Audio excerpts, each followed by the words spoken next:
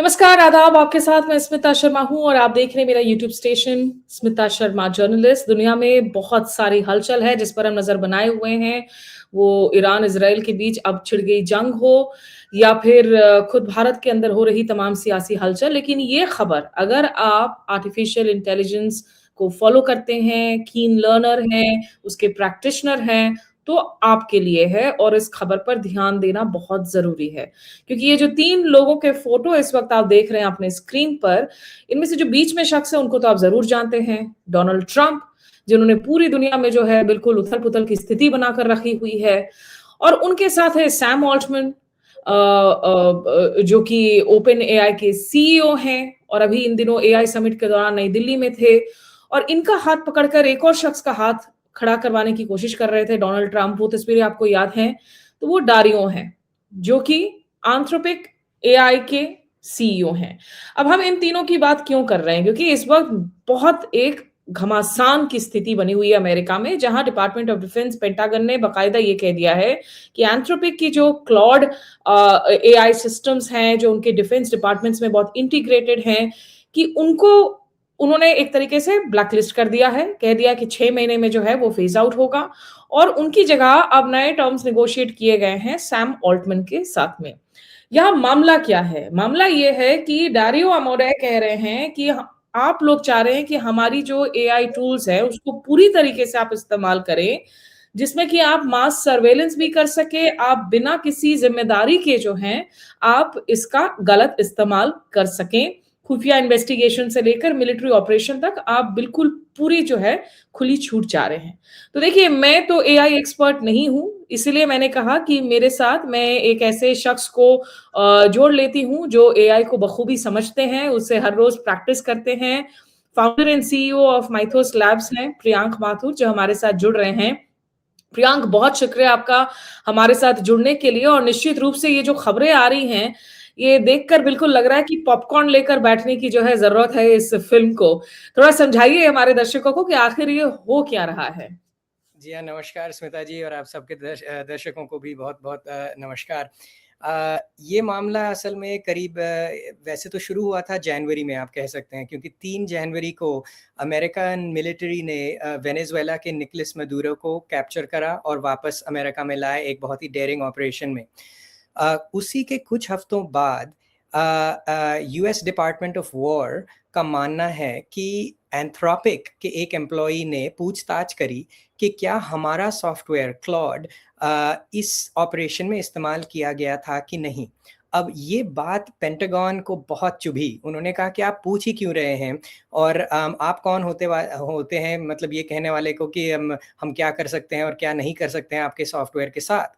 तो उस बात से थोड़ी बहस शुरू हो गई और फिर पेंटागन के लीडर पीट हेग्सेथ जो यूएस सेक्रेटरी ऑफ वॉर हैं, उन्होंने एक मीटिंग रखी एंथ्रोपिक के लीडर डारियो आमोडाई के साथ। डारियो आमोडाई जैसे कि आप कह रही थी अभी यहीं पे थे इंडिया में एआई समिट में।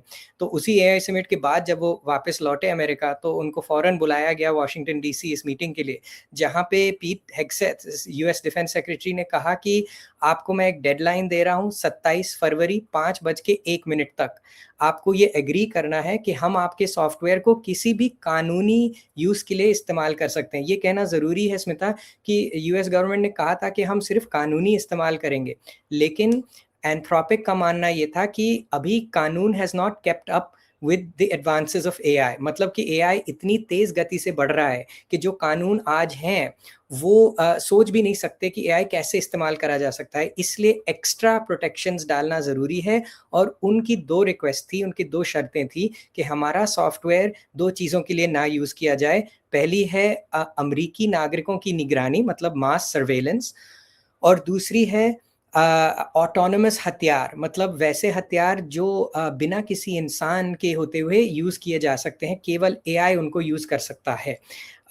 तो ये उन्होंने कहा ये हमारी 2 शर्तें हैं, आप हमें वादा करिए कि ये 2 चीज़ों के लिए आप हमारा सॉफ्टवेयर इस्तेमाल नहीं करेंगे। अब बात यहाँ पे थोड़ी इंटरेस्टिंग हो जाती है क्योंकि यूएस डिपार्टमेंट ऑफ डिफेंस का कहना है डिपार्टमेंट ऑफ वॉर सॉरी, उनका ये कहना है कि हम ये करना ही नहीं चाहते, ये वैसे ही गैर कानूनी काम होते, मास सर्वेलेंस और ऑटोनोमस वेपन्स, तो इसको कॉन्ट्रैक्ट में डालने की ज़रूरत ही क्या है?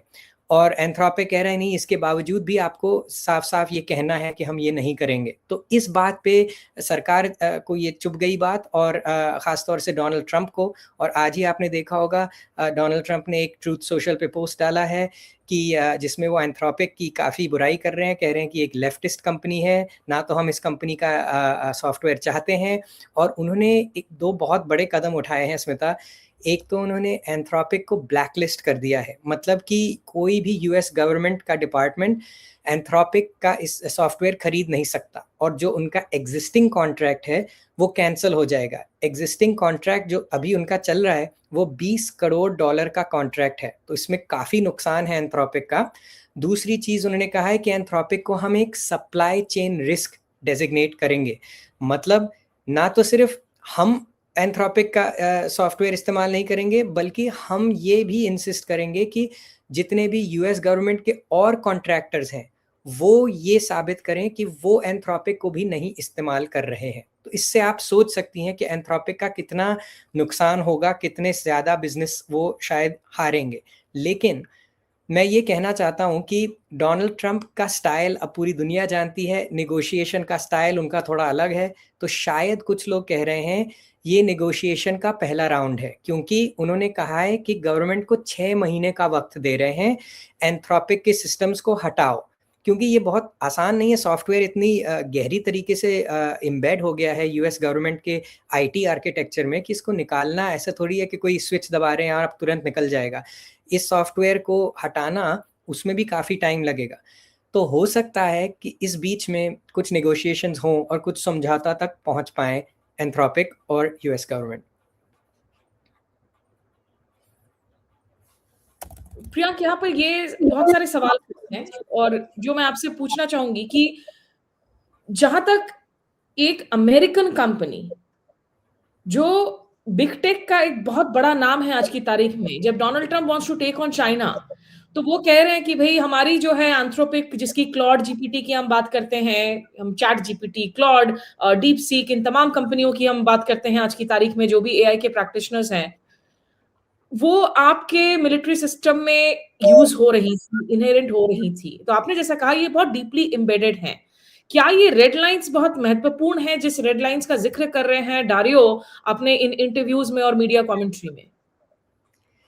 देखिए, डारियो का, अगर आप डारियो की जो उन्होंने लिखा है, जो वो कह रहे हैं सालों से, आज से नहीं सालों से वो काफ़ी कंसिस्टेंट रहे हैं। वो एंथ्रोपिक के फाउंडर हैं, वो पहले ओपन एआई में ही काम करते थे। उन्होंने ओपन एआई इसलिए छोड़ा कुछ 2-3 साल पहले, क्योंकि उनका मानना था कि ओपन एआई सेफ्टी के गार्ड रेल्स नहीं डाल रहा है, और ओपन एआई सेफ्टी पे उतना ध्यान नहीं दे रहा है जितना देना चाहिए। तो उन्होंने और कुछ और ओपन एआई के एम्प्लॉइज़ ने अपनी कंपनी शुरू कर ली एंथ्रोपिक। तो उनका पूरा ब्रांड, उनका पूरा आप कह सकते हैं एग्जिस्ट होने का मकसद ही ये है कि वो सेफ एआई बनाएं। तो इस बात पे डारियो काफ़ी कंसिस्टेंट रहे हैं कि कुछ चीज़ें ऐसी हैं जो एआई कर सकता है, जो आजकल के पॉलिटिशियंस भी नहीं समझ सकते कि उसकी काबिलियत क्या होगी 5 साल में, 10 साल में, कोई नहीं कह सकता। इसलिए कानून सफिशिएंट नहीं है, कानून के ऊपर और भी कुछ सख्त सीमाएँ खींचनी पड़ेंगी समाज को, देश को और पूरी दुनिया को, ताकि एआई का ये गलत इस्तेमाल ना हो। तो मैं मतलब समझ सकता हूँ कि आप यही पूछ रहे हैं कि यूएस और चाइना के कंपटीशन में ये कैसे अफेक्ट करेगा। इसमें देखिए, चाइना में बहुत अलग सिस्टम है। चाइना का जो सिस्टम है, एआई डेवलपमेंट जो वहाँ हो रहा है, चाइनीज़ गवर्नमेंट बहुत ज़्यादा हेवी हैंडेड वे में उसमें इन्वॉल्व्ड है। सारे कंपनीज़, इसमें कोई सवाल ही नहीं उठता कि चाइनीज़ गवर्नमेंट का पूरा हक है उन टेक्नोलॉजीज़ पे। लेकिन मैं ये कहना चाहूँगा कि इस पूरे इंसिडेंट से ये रिवील होता है कि अब ये कुछ चीज़ें पॉलिटिक्स से बढ़ के हैं। अभी आपने देखा होगा, न्यूज़ में आया कि एक सिमुलेशन में ओपन एआई और एंथ्रोपिक के मॉडल्स जब वॉर गेमिंग कर रहे थे, मतलब क्राइसिस सिमुलेशन कर रहे थे, तो जो मॉडल्स दोनों थी, उन्होंने यही एंड में कंक्लूजन लाए कि न्यूक्लियर वॉर छेड़ देनी चाहिए। तो मतलब मैं ये कहना चाह रहा हूँ कि ये यूएस से बड़ा इशू है, ये चाइना से बड़ा इशू है, ये पूरी दुनिया के लिए एक इशू है कि हम एआई को कैसे रेगुलेट करेंगे। और जो लोग एआई को बेस्ट जानते हैं वो हैं Dario, Demis Hassabis, Google Gemini के, सैम ऑल्टमैन, इस टाइप के जो कंपनीज के लीडर्स हैं, रिसर्चर्स हैं, मेरे ख्याल से उनकी वार्निंग्स हम लोगों को माननी चाहिए, क्योंकि इस समय इस टेक्नोलॉजी के बारे में उनसे ज़्यादा कोई और नहीं जानता। यहाँ पर जो अमेरिकी पॉलिटिशियंस हैं, उनकी तरफ से काफ़ी पुशबैक देखने को मिल रहा है। बहुत सारे ऐसे सेनेटर्स हैं, जो कह रहे हैं कि ये सेफगार्ड्स, ये गार्ड रेल्स ज़रूरी हैं और डोनाल्ड ट्रम्प कहीं न कहीं जो उनके अंदर का जो तानाशाह है, जो हर कोई इंस्टीट्यूशन हो, रूल ऑफ लॉ हो, जिसको बुलडोज़ करने में यकीन करते हैं, ये उसी का एक्सटेंशन है, जो एआई में भी करना चाह रहे हैं और वार्निंग बेल्स रिंग कर रहे हैं बहुत सारे अमेरिका के पॉलिटिशियंस। तो हम कुछ कमेंट्स सुना देते हैं अमेरिका के सेनेटर्स जो एरिज़ोना से हैं, जो वर्जीनिया से हैं, उन्होंने क्या बातें कही हैं, आइए वो भी सुन लेते हैं। Said that the government is going to end all contracts with the leading AI company Anthropic. And why is he doing this? Because they refuse to let DoD use their technology for surveillance of Americans. That means you. Or for autonomous weapon systems without a person in the loop. And it's hard to explain just how dumb and dangerous of a decision that this is. Anthropic has some of the world's leading AI models. These are models that have been developed to work with the military and work with classified information, and now the federal government won't have access to them. This is just dumb. And there's no way to flip a switch on this and get somebody else here to do this tomorrow. I mean, this government should not be forcing AI companies to operate without safeguards. It doesn't make any sense. It should be establishing clear rules that protect Americans and provide certainty for this kind of innovation. Now, we can lead on AI and we can do it in a way that benefits all Americans. But hey, we are not going to get there like this. Donald Trump has now made clear that he and Pete Hegseth want total control over any kind of AI-driven autonomous weapons. If that doesn't scare the hell out of you, it should. Now, I know companies working with DoD have to find ways to work within certain parameters. But the idea that we're going to give up on any privacy controls or any ability to actually have a human in the loop in creating the next generation of weapons, which could happen with Trump and Hegseth's demands, is that really what we want? I'm glad to see that Republican senators as well and other AI companies are stepping up and saying, hey, this ought to be debated, not simply mandated by Pete Hegseth. This battle over Anthropic is much bigger than Anthropic. It really is what kind of future AI could bring, good side and bad side, to not only America, but to the whole world. तो ये वही बातों को दोहरा रहे हैं, resonate कर रहे हैं जो अभी आप कह रहे थे प्रियांक कि ये मैटर अब सिर्फ एक एआई एक बड़े बिग टेक कंपनी का नहीं है, ये अमेरिका का नहीं है, पूरी दुनिया में एआई किस तरीके के एक भविष्य का निर्माण कर सकता है, खास करके जहां तक संजीदा टेक्नोलॉजी, संजीदा मसलों का सवाल है। और इसमें ये जब डिफेंस प्रोडक्शन एक्ट यूज करने की बात की गई है, जब ये कहा गया है कि आप जो है एक सप्लाई चेन रिस्क हैं, इसमें बहुत सारे लोग हैं, एड मार्के जैसे जो डिमांड कर रहे हैं कि आप इसको जो है रिवर्स करें डिसीजन को। ये इसको हम कैसे समझाएं अपने ऑडियंस को? When you mark a company, AI company की ये एक सप्लाई चेन रिस्क है। इसका मतलब ये है कि आप ना तो सिर्फ उस कंपनी को गवर्नमेंट कॉन्ट्रैक्ट से बैन कर रहे हैं, आप ये भी कह रहे हैं कि कोई भी सरकार का कॉन्ट्रैक्टर, मान लीजिए कल को बोइंग है, लॉकहीड मार्टिन है, ये जो बड़े-बड़े कॉन्ट्रैक्टर्स हैं, डिफेंस कॉन्ट्रैक्टर्स हैं, लेकिन डिफेंस कॉन्ट्रैक्टर्स ही नहीं, नॉन डिफेंस कॉन्ट्रैक्टर्स भी जो स्कूल्स बना रहे हैं, जो पेपर सप्लाई कर रहे हैं, मतलब कुछ भी, कोई भी कॉन्ट्रैक्टर जो यूएस गवर्नमेंट को चीज़ें बेच रहा है, वो कॉन्ट्रैक्टर एंथ्रोपिक के मॉडल्स नहीं यूज़ कर सकता अपनी कंपनी में, ये उनको साबित करना पड़ेगा। तो ये आप सोच सकते हैं, मतलब एक तरीके से एंथ्रोपिक को एक एम्बार्गो सा लगाना है, जैसे कंट्रीज़ को एम्बार्गो आप लगाते हैं कि कोई भी कंट्री इस कंट्री को सामान नहीं भेज सकती। एक तरह से ये एक एम्बार्गो सा ही है, जिसमें कि सरकार, यूएस सरकार कह रही है, एंथ्रोपिक ना तो हम आपको एक पैसा देंगे और हम आपकी सक्सेस भी और कठिन करवा देंगे, बिकॉज़ हम किसी और को भी नहीं आपसे बिज़नेस करने देंगे जो यूएस गवर्नमेंट से बिज़नेस करना चाहता है। तो काफ़ी सीरियस स्टेप है ये, और बहुत रेयरली गवर्नमेंट इसको यूज़ करती है। एक चीज़ मैं कहना चाहूँगा, नॉर्मली जब यूएस गवर्नमेंट किसी कंपनी को सप्लाई चेन रिस्क डिक्लेयर करती है, मोस्ट ऑफ द टाइम वो कंपनी विदेशी कंपनी होती है। तो ये प्रैक्टिस ज़्यादातर चाइनीज़ कंपनियों के लिए रिजर्व करी गई है वैसे हिस्टोरिकली। तो ये एक हुआवेई जैसे कंपनियों के खिलाफ। बिल्कुल, बिल्कुल। तो ये बहुत ही अनयूजुअल है कि आप एक अमेरिकन कंपनी को सप्लाई चेन रिस्क डेजिग्नेट कर रहे हैं, और वो भी एक ऐसी कंपनी जो आप खुद मान रहे हैं कि अमेरिकन डिफेंस के लिए बहुत ज़रूरी है, इसलिए तो आपने 20 करोड़ का कॉन्ट्रैक्ट उन्हें दिया था, इसलिए तो आप इतना नेगोशिएशन कर रहे हैं उनके साथ। तो 20,000 करोड़, 20,000 करोड़, 20 करोड़ नहीं। सॉरी जी, हाँ। हाँ, जी। तो बिल्कुल, तो मैं ये कहना चाहूँगा कि जैसे डारियो एक्चुअली उन्होंने खुद ही कहा, उन्होंने कहा कि ये तो थोड़ा कॉन्ट्रडिक्शंस है। एक तरफ आप कह रहे हैं कि धमकी दे रहे हैं कि हम डिफेंस प्रोडक्शन एक्ट यूज़ कर देंगे आपके ऊपर। डिफेंस प्रोडक्शन एक्ट का मतलब यूएस गवर्नमेंट कह सकती है ये टेक्नोलॉजी नेशनल सिक्योरिटी के लिए बहुत महत्वपूर्ण है, इसको हम ज़बरदस्ती खरीदेंगे, चाहे वो कंपनी बेचना चाहे ना बेचना चाहे हमें। और दूसरी तरफ आप धमकी दे रहे हैं कि हम आपको कह देंगे कि आप सप्लाई चेन रिस्क हो। या तो हम सप्लाई चेन रिस्क हैं, और या तो हम डिफेंस के लिए ज़रूरी है, दोनों तो एक साथ नहीं हो सकता। तो डारियो ने ये पॉइंट आउट करा था एक दिन हुए, लेकिन मेरे ख्याल से पूरी दुनिया जानती है डोनाल्ड ट्रंप का कोई भी डिसीजन ब्लैक एंड वाइट में नहीं लेना चाहिए, इसमें थोड़ा नेगोशिएशन के रूम हमेशा रहता है। I would not be surprise अगर कुछ महीनों बाद कुछ एग्रीमेंट वर्कआउट हो जाए और एंथ्रोपिक वापस यूएस गवर्नमेंट के सप्लायर्स में शामिल हो जाए। मैं हमारे भारत के दर्शकों को जरा सा समझाना चाहूंगी कि इन दिनों आप बहुत एड्स देख रहे होंगे, विज्ञापन आ रहे हैं, और जिस बात का जिक्र हो रहा है जोहो जोहो जोहो जोहो हमारी एक इनबिल्ट जो क्लाउड प्लेटफॉर्म्स हैं। श्रीधर वेम्बू जो तमिलनाडु में इसके हेड हैं, मुखिया हैं, भारत सरकार बहुत प्रमोट कर रही है as an indigenous Indian cloud platform. ये एआई प्लेटफॉर्म नहीं, क्लाउड प्लेटफॉर्म के तौर पर हम देख रहे हैं इसमें।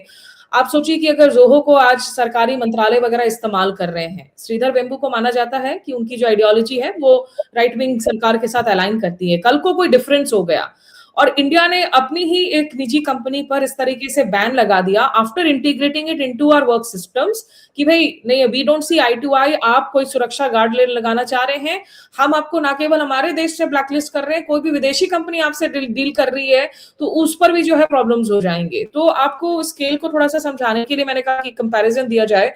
लेकिन प्रियांक, जस्ट लास्ट 2 क्वेश्चंस। एक, क्योंकि खबरें आ रही हैं कि सैम ऑल्टमैन एक तरफ जहां उन्होंने इस बात का विरोध किया है कि डीपीए नहीं यूज होना चाहिए किसी भी कंपनी के खिलाफ, एंथ्रोपिक के खिलाफ भी, भले ही उनकी अपनी पर्सनल डिफरेंसेस कंपटीशन हो एंथ्रोपिक के साथ में, लेकिन शायद क्या वो रिप्लेस कर रहे हैं एग्जैक्ट टर्म्स एंड कंडीशंस के साथ में एंथ्रोपिक को इन द सिस्टम?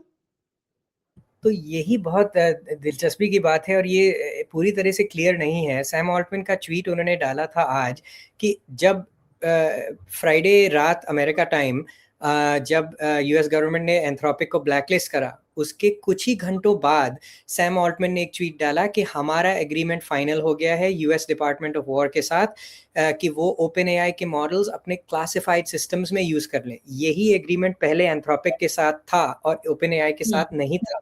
लेकिन उसी ट्वीट में सैम ऑल्टमैन ने ये भी कहा कि वो 2 शर्तें कि अमेरिकी नागरिकों की निगरानी ना हो और ऑटोनोमस वेपन्स के लिए एआई इस्तेमाल ना हो, वही 2 शर्तें हम भी मानते हैं और हमने भी इंसिस्ट करी और डिपार्टमेंट ऑफ वॉर मान गए। तो हैरानियत की बात यह है कि डिपार्टमेंट ऑफ वॉर ने वही शर्तें सैम ऑल्टमैन के साथ मंजूर क्यों करी और एंथ्रोपिक के साथ मंजूर क्यों नहीं करी। इससे लगता है कि शायद बात शर्तों की नहीं, बात कंपनी की नहीं, शायद कुछ और कारण है जिसकी वजह से यूएस गवर्नमेंट, ये ट्रंप एडमिनिस्ट्रेशन एंथ्रोपिक से नाराज है और नाखुश है। और मैं ये भी कहना चाहूँगा कि सैम ऑल्टमैन के अलावा इलॉन मस्क भी है इस कॉम्पिटिशन में। इलॉन मस्क का XAI जो उनकी AI कंपनी है, उन्होंने भी 1 हफ्ते 2 हफ्ते पहले यूएस गवर्नमेंट के साथ एक डील साइन करी जिसमें से अब XAI भी यूएस गवर्नमेंट सिस्टम्स में इस्तेमाल किया जा सकता है। ठीक है, आपसे एक आखिरी सवाल जो मैं यहाँ पर पूछना चाहूंगी, क्योंकि इसको करते वक्त भी जो है डोनाल्ड ट्रंप ने जो बातें लिखी हैं, जो ऑल कैप्स में लिखते हैं, हाईलाइट करके लिखते हैं, जिसमें कहा कि लेफ्ट रेडिकल वोक आइडियोलॉजी, हम ऐसी कंपनियों को हम प्रमोट नहीं करेंगे, और ये जो पूरी की पूरी इन्होंने जंग छेड़ रखी है यहाँ पर अगेंस्ट द लेफ्ट आइडियोलॉजी के लोगों के साथ, इंस्टीट्यूशंस के खिलाफ, उसका एक एक्सटेंशन है जो इससे रिलेटेड नहीं है प्रियांक। लेकिन पीट हेग्सेथ ने ये भी कहा है कि जितने भी लेफ्ट जो उनके हिसाब से वोक यूनिवर्सिटीज हैं, अब सरकार उसकी फंडिंग बिल्कुल मना कर रही है। हम एक बार पीट हेग्सेथ की बाइट सुना लेंगे और उस पर आपकी एक लास्ट रिएक्शन लेंगे हम। Sacred trust between America's institutions and our warriors. It should be a trust that demands we develop our finest military leaders with the highest standards so that they are equipped to fight and win our nation's wars with absolute lethality, from basic training to the halls of higher education. That said, our senior service colleges have always been expected to act in the interests of this principle, to transform our senior warfighters into strategic thinkers, capable of mastering the complexities of modern warfare and leading our joint force to victory at every echelon. Unfortunately, this sacred trust has been broken in this military's professional military education system. It's been poisoned from within by a class of so-called elite universities who've abused their privilege and access to this department and utterly betrayed their purpose. For decades, the Ivy League and similar institutions have gorged themselves on a trust fund of American taxpayer dollars, only to become factories of anti-American resentment and military disdain. They've taken our best and brightest, the men and women who pledged their lives to this nation, and subjected them to a curriculum of contempt. They've replaced the study of victory and pragmatic realism with the promotion of wokeness and weakness. They've traded true intellectual rigor for radical dogma, sacrificing free expression for the suffocating confines of leftist ideology. What is the purpose, you may ask, of investing in an education that teaches our warriors to despise the very nation they swore to defend? What's the value of a degree that seeks to hollow out their warrior ethos and replace it with a creed of globalist submission? The answer is simple. There is none. Let's be brutally honest about how we define our terms here. This is not education, it's indoctrination. तो प्रियांक, ये आखिरी सवाल आपसे, क्योंकि आप खुद Harvard के student रहे हैं और आप पीट हेग्सेथ ने जो कहा है कि अब नो लॉन्गर जो डिपार्टमेंट ऑफ पहले डिफेंस हुआ करती थी, अब डिपार्टमेंट वॉर है, they will no longer subsidise Yale, Columbia, Brown, MIT, Princeton, जितने आईवी लीग इंस्टीट्यूशंस जो अपने R&D के लिए जाने जाते हैं, टॉप क्लास एजुकेशन के लिए जाने जाते हैं, कहीं ना कहीं ऐसा लगता है कि ये जो एंथ्रोपिक के साथ हुआ है उसमें भी एक बेस इस आइडियोलॉजिकल लड़ाई की भी नजर आ रही है। हाँ स्मिता, पहले मैं कहना चाहूंगा मैं एक्चुअली MIT का स्टूडेंट रहा हूँ, हार्वर्ड का नहीं। MIT, not Harvard, लेकिन मतलब मुझे ये थोड़ा फनी लग रहा है कि पीट हेग्सेथ ये कह रहे हैं, क्योंकि पीट हेग्सेथ खुद प्रिंसटन में अंडर ग्रेजुएट डिग्री पढ़ी है और फिर हार्वर्ड कैनेडी स्कूल से ग्रेजुएट डिग्री पा चुके हैं, तो वो खुद एक आईवी लीग के प्रोडक्ट हैं। तो पहली बात तो वही है, जिन स्कूल्स की वो बुराई कर रहे हैं उन्हीं यूनिवर्सिटीज़ में वो खुद पढ़े हैं। दूसरी चीज़ देखिए, ये मेरे ख्याल से एक यूनिफाइंग आइडियोलॉजी है इस एडमिनिस्ट्रेशन की कि वोक माइंड वायरस, जो इलॉन मस्क भी कहता है कि वोकिज्म और लेफ्टिज्म अमेरिका को डिस्ट्रॉय कर रहा है। और मुझे लगता है ये एक पॉलिटिकल नैरेटिव है जो वो पीट हेग्सेथ डिफेंस और इस क्षेत्र में भी लाना चाह रहे हैं। और मेरे ख्याल से ये एक प्योरली पॉलिटिकल डिसीजन है। इसमें अगर आप देखें जो कोर्ट केसेस चल रहे हैं उसमें हार्वर्ड ने एक्चुअली काफ़ी सक्सेस पाया है US गवर्नमेंट के खिलाफ। तो अभी हार्वर्ड ने चैलेंज करा है, लीगली चैलेंज करा है ये US गवर्नमेंट का डिसीजन कि वो उनको एड विद होल्ड करेंगे, and Harvard is not losing that battle necessarily. तो वो कोर्ट केस अभी चल रहा है और मेरे ख्याल से जो US मिड टर्म्स आने वाले हैं नवंबर में, उनमें भी शायद हाउस ऑफ रिप्रेजेंटेटिव्स और सेनेट का कॉम्पोजिशन बदल सकता है। अगर डेमोक्रेट्स फिर से पावर में आ जाएं तो मेरे ख्याल से इस टाइप की जो US यूनिवर्सिटीज़ पे गवर्नमेंट की जो वॉर छिड़ी हुई है एक तरह से, वो शायद आप देखेंगी थोड़ी कम हो जाएगी। ठीक है, चलिए, बहुत सारे जो है मुद्दे हैं यहाँ पर और हमने कहा कि इस मुद्दे पर बात करना जरूरी है एंथ्रोपिक के साथ, क्योंकि जैसा प्रियांक ने कहा, जो हो रहा है वो सिर्फ एक बिग टेक AI कंपनी से जुड़ा हुआ मसला नहीं है, इसके रिपरकशंस बहुत ज्यादा हैं, अमेरिका के बियॉन्ड हैं और दुनिया में किस तरीके से हम एआई की इस फास्ट बदलती बहुत डेंजरस तकनीक को हम कैसे इस्तेमाल कर सकते हैं, जिसके पॉजिटिव के साथ साथ बहुत नेगेटिव यूसेज को भी आप डिनाई नहीं कर सकते हैं, जो हो भी रहा है बहुत सारे स्टेज पर। तो उसके लिए गार्ड रेल्स कितना जरूरी है, सेफ एआई के साथ क्या कंपनियों को कॉम्प्रोमाइज करना चाहिए या नहीं, क्या एक तानाशाह के निर्णय के ऊपर ये डिपेंड करेगा कि एआई आखिर क्या रोक लेगी या नहीं लेगी, ये तमाम सवाल हैं। और इसे एक विचारधारा की लड़ाई बनाकर विचारधारा के आधार पर अगर आप गार्डरेल्स को आप बुलडोज करने की कोशिश कर रहे हैं तो इसके रिपरकशंस पूरी दुनिया में देखने को मिलेंगे। तो इन कुछ मसलों पर बात की हमने। बहुत शुक्रिया प्रियांक माथुर आपका हमारे साथ जुड़ने के लिए इस चर्चा में। Thank you Smita. दर्शकों का भी हमारे साथ जुड़ने के लिए शुक्रिया। नमस्कार, आदाब।